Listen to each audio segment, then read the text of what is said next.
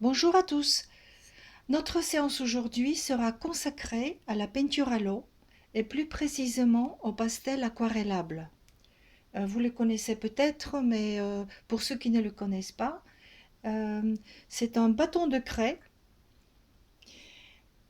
qui a l'aspect complètement d'un pastel classique gras.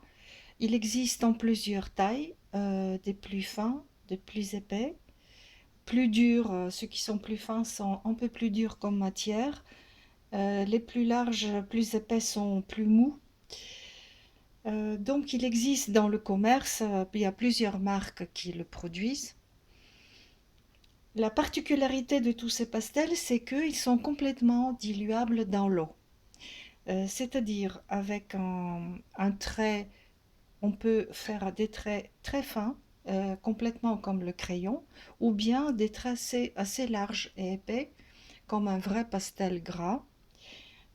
Ils peuvent être couvrants, complètement couvrants. On peut aussi superposer les couleurs. Euh, et aussi, évidemment, on peut obtenir un effet classique d'aquarelle, c'est-à-dire avec toutes les transparences et les fusions de couleurs qu'on connaît chez l'aquarelle. Les pinceaux qu'on va utiliser ont disons, l'épaisseur n'est pas très très importante et surtout le poil doit être un peu ferme. C'est-à-dire, ça ne marche pas avec les pinceaux qui sont classiques pour l'aquarelle, qui ont des poils très mous. Voilà, donc le papier peut être tout à fait classique, normal, comme pour l'aquarelle classique. Je vais commencer avec un petit croquis au crayon, juste pour repérer mes éléments. Et puis, je vais commencer directement avec l'aquarelle. Bien, j'ai choisi une sorte de branche fleurie.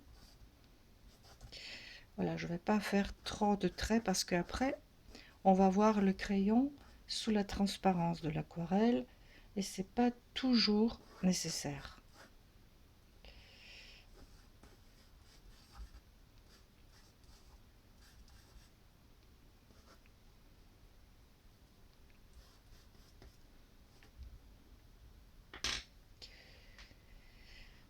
Donc, on a besoin de l'eau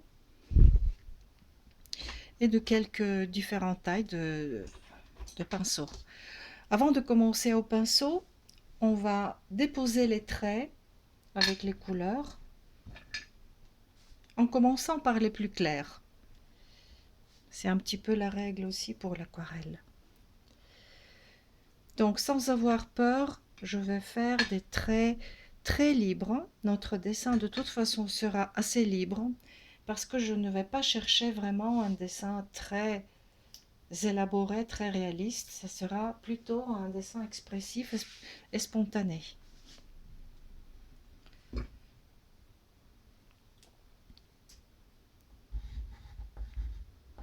Donc au départ, n'ayez pas peur, ça c'est pas juste des crabouillages, mais on dépose le pigment, enfin on dépose le pastel qui va être dilué après et la forme elle sera définie après avec notre pinceau. On peut mélanger les tons.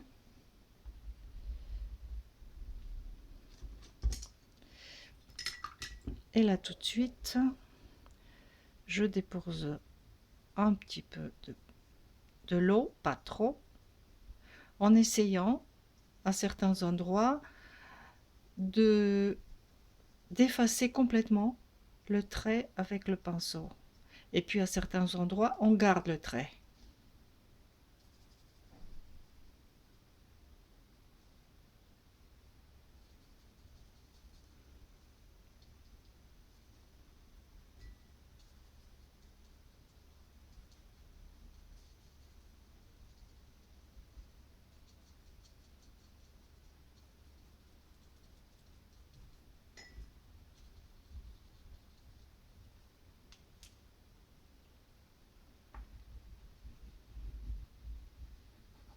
Sur le papier mouillé, on peut déposer une deuxième couche. Ça va donner un effet encore plus riche et plus profond, avec par exemple une nuance un peu plus soutenue.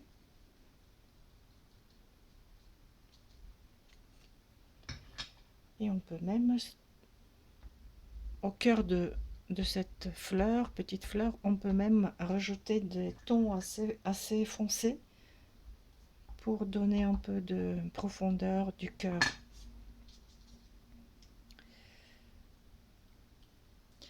Alors je vais juste mettre un petit peu de continuation pour le reste et je vais revenir après à cette fleur.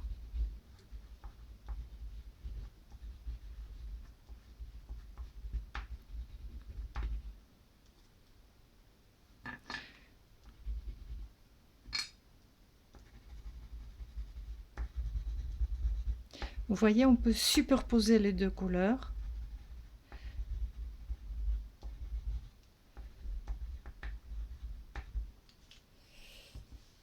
Je peux même mettre une nuance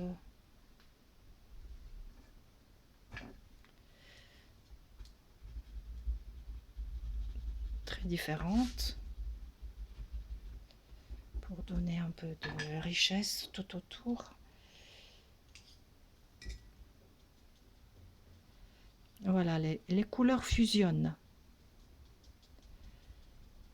Il faut tout simplement, avec le pinceau, un petit peu mélanger et donner un coup de plus fort ou plus léger là où c'est nécessaire. Des coups, pas vraiment des coups, mais il faut tout simplement appuyer un petit peu pour que la matière se dissout.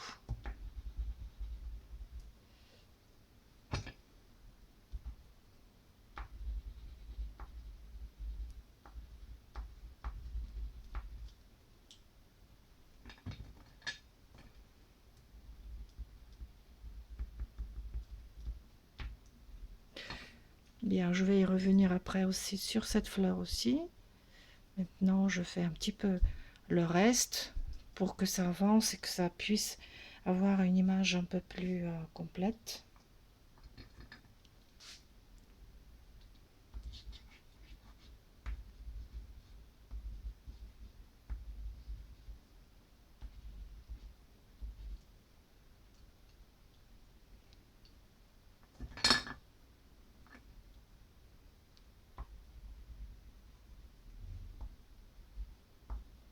Vous voyez le tracé, il est très différent avec le bâton qui sont plus larges, qui sont très... c'est vraiment très mou, ils sont très gras. On sent vraiment la cire qui est dedans, qui est assez facile à manipuler parce que elle laisse une couche épaisse sur la feuille. On peut mélanger sans problème. Les bâtons gras et larges et les autres qui sont plus graphiques.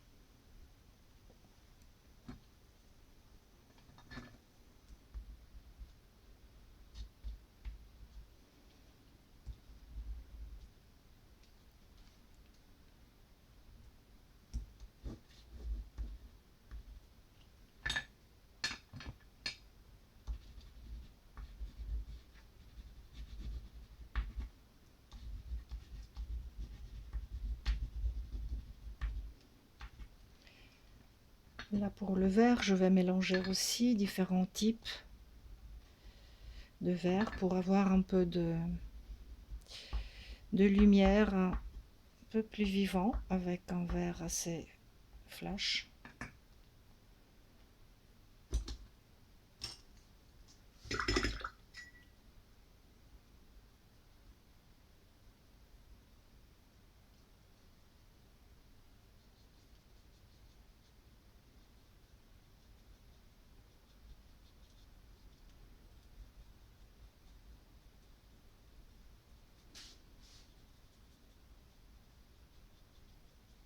Là, je ne cherche pas vraiment de faire un dessin très précis. On est juste dans l'essai de ce type de pastel.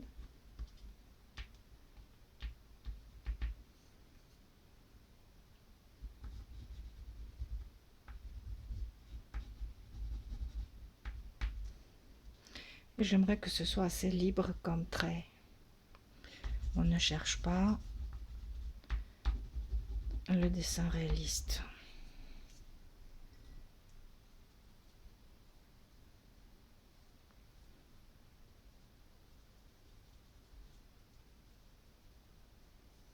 Vous voyez, on peut diluer certains endroits et pas d'autres. On peut laisser complètement des endroits un peu intacts comme ça, avec la couche épaisse du pastel, et puis d'autres les diluer et complètement partir même dans un dessin avec le trait aquarellé. Et puis certains, je les laisse vraiment sans toucher. Bien là, je vais rajouter une sorte de branche pour qui va tenir cette fleur.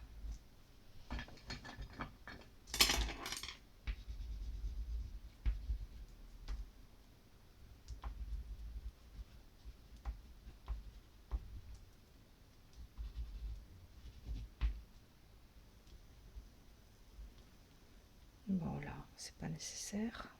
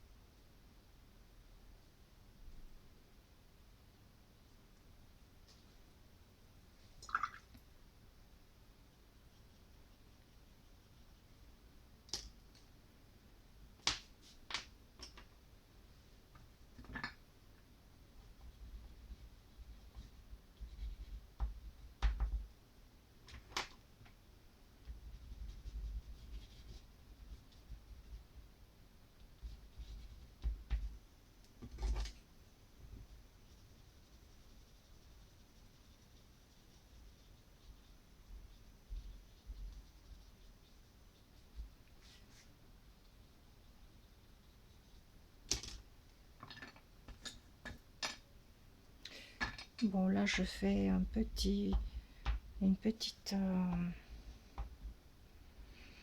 n'importe quoi parce que je me suis un petit peu trompée, mais c'est pas grave. On peut toujours corriger un peu le défaut en le faisant comme un effet, et puis rajouter avec le pastel, rajouter des éléments qui vont donner une bonne finition, parce que finalement il n'y a pas d'erreur, c'était juste une feuille qui partait un peu mal, c'est pas grave. Vous voyez, ça donne beaucoup de liberté, c'est très agréable de travailler ce pastel parce qu'il est assez facile à manier et très inspirant. Voilà, je pense que c'est un petit peu fini. Comme ça, on peut toujours rajouter plein de détails. Mais pour l'instant, le principal est fait. Et puis, je vous remercie de m'avoir accompagné. Et je vous invite à la prochaine fois pour d'autres essais. Au revoir.